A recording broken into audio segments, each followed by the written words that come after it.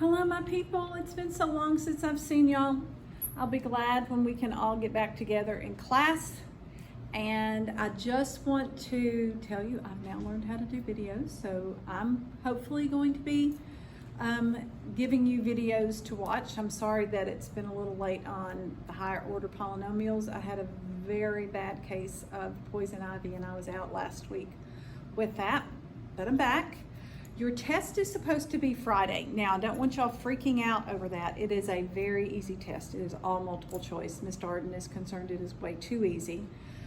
Over graphing without a calculator, which that shouldn't be a problem for y'all. Many of y'all did that last year in iMath 3.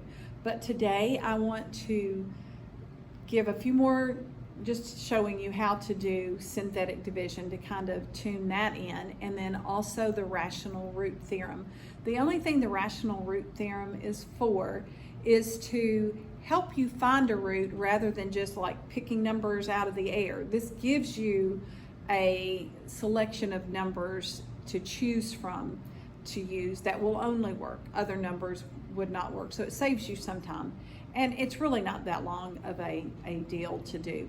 So let's get started, and we will do some synthetic division first. This is going to be when a root is given to you. Let's try this.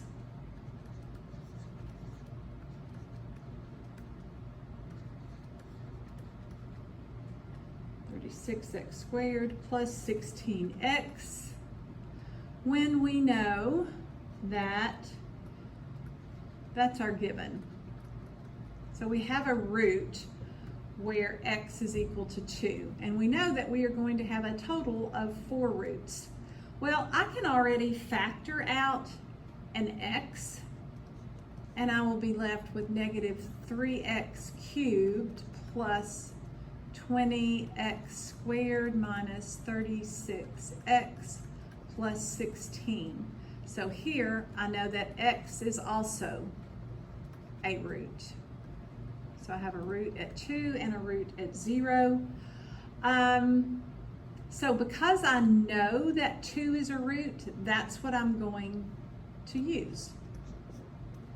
And I'm going to write the leading coefficients. If there was a spot that was empty, like if there were no x squareds, I would have to put a 0 because we have to order this in consecutive order and decreasing. So negative 3 plus 20 minus 36 plus 16. Draw a line, bring down the first term. Now, we multiply these together. 3 times negative 3 times 2 is negative 6. Then I add these together and I get 14. 14 times 2 is 28. Add these together and I get negative 8. 8 times 2 is negative 16. I get 0. Great. That's what we want. That means 2 is a factor. Negative 2 is a factor. 2 is the root. Now this is what I'm left with. And since this was x cubed, x squared, and x, now I'm left down here with x squared and that's x to the 0. So I can actually factor this, and let's use slide and divide. So I have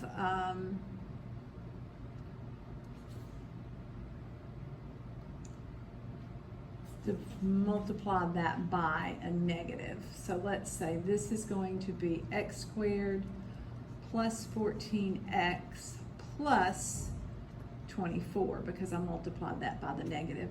And I can factor that. Actually, let's erase this. And I will put it right here. So I'm going to have x, and x factors of 24, 12 and 2. So plus 12 and plus 2. But because I multiplied by -3, I now have to divide by -3. And that gives me x minus 4. And that gives me -3x plus 2. And when I solve these, I get a root where x is equal to 4 and where, see what that's going to be.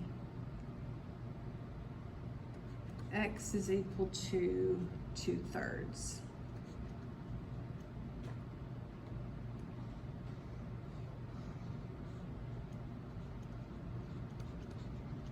So that's another example of how we do synthetic division. Now, what I want you to pay attention to also is, maybe I need to do one that's a little bigger than this. Once I get to this point and I break it down, I can continue from here. If I want to try another root, I don't have to go back to the top and try again. Okay, that is practice on synthetic division. We will do this more with the rational root theorem as well. So, the rational root theorem is just a way for us to determine what roots are when one is not given to us. And the way you use this is, it is the factors of the constant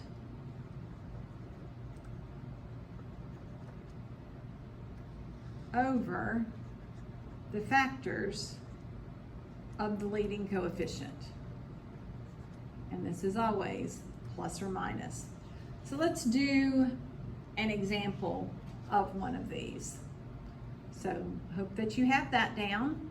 You can stop it if you need to. We're going to write this example. Negative 2x to the 4th plus 13x cubed minus 21x squared plus 2x plus 8. Can't factor out an x. I don't have any given root to me.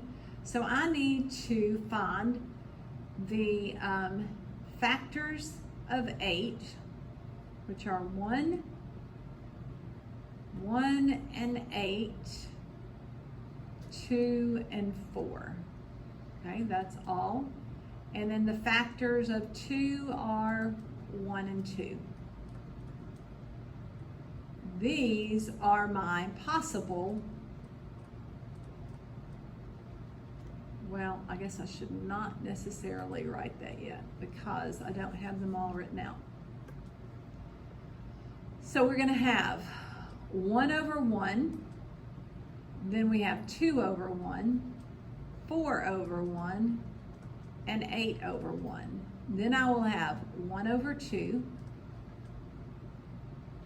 2 over 2, which is 1, 4 over 2, which is 2, and 8 over 2, which is 4. So these are my possible roots right here.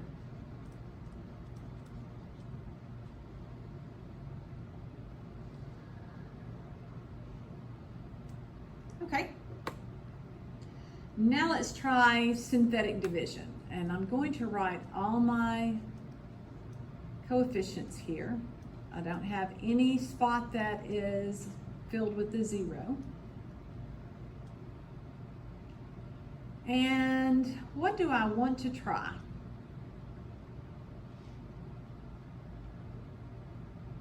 I'm going to try 2, only because I see that there's a 2 and a 2 and a 2, so I'm just going to see if that works. So 2 times -2 is -4. Add those together and I get 9. 9 times 2 is 18. That gives me -3. -3 times 2 is -6. That gives me -4. -4 times 2 is -8. Great. That means that 2 is a root. Okay. So now what do I have? I have a -2, a 9, a 3, and a 4. These are negative. I don't know. Let's try 1. See what happens. And I'm just going to go with these numbers here that I've already eliminated down to. I don't have to go back to my original because I want to keep narrowing this down, and if I can get it to a quadratic, I don't have to use synthetic division. I can just use factoring. So -2 times 1 is -2. Add those and I get 7. 7 times 1 is 7.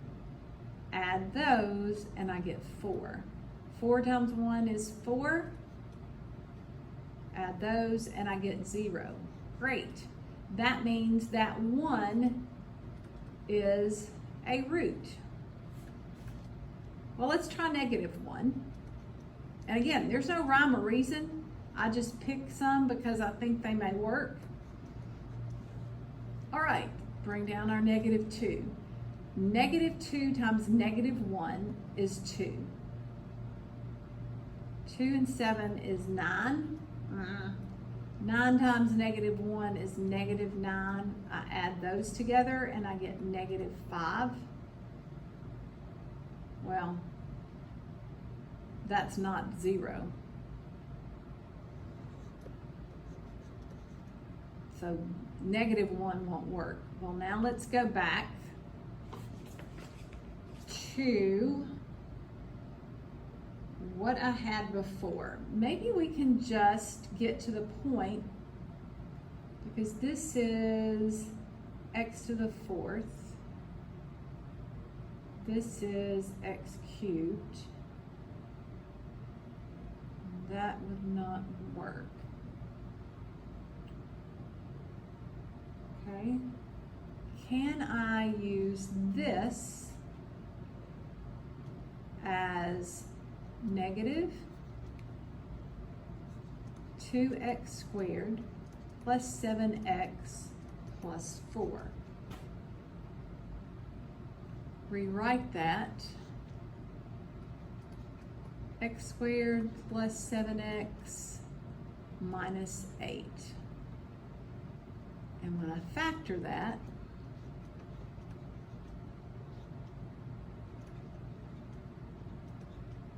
but because I multiplied by -2, now I need to divide by -2. That gives me x minus 4. That gives me x plus 1/2.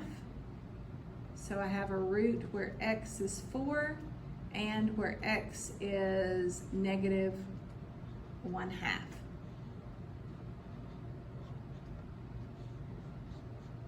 So those are my possible roots.